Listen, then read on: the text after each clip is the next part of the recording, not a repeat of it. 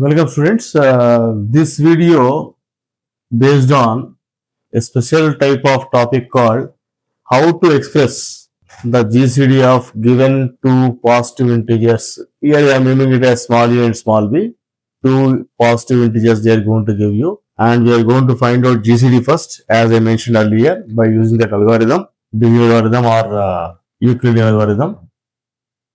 This word, the linear combination of the given two numbers. For example, very simple. Here two parts will be there. In first stage, what we will do, if GCD of A comma B, if it is D, some value we got D.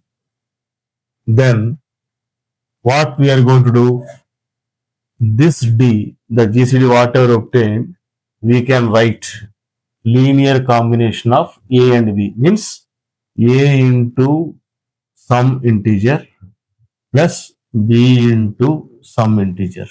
Here we can write separately where x comma y belongs to set of integers. It is a unique way to write. So GCD can be expressed in the form of the equation A into some integer plus B into some integer. This equation is also known as Diophantine equation. Diophantine, name of the mathematician, Diophantine equation in two variables.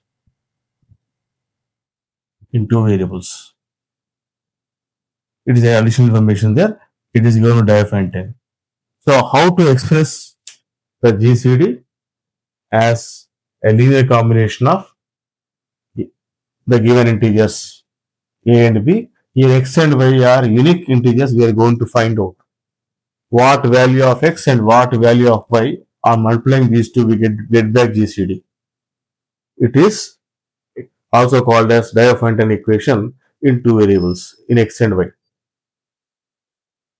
Here the variables in sense here x and y we are going to find out in general. That method we are going to discuss using a problem, and it is very important and has many applications in cryptography. In number theory, this approach is very important, expressing the GCD as a linear combination of the given positive integers A and B.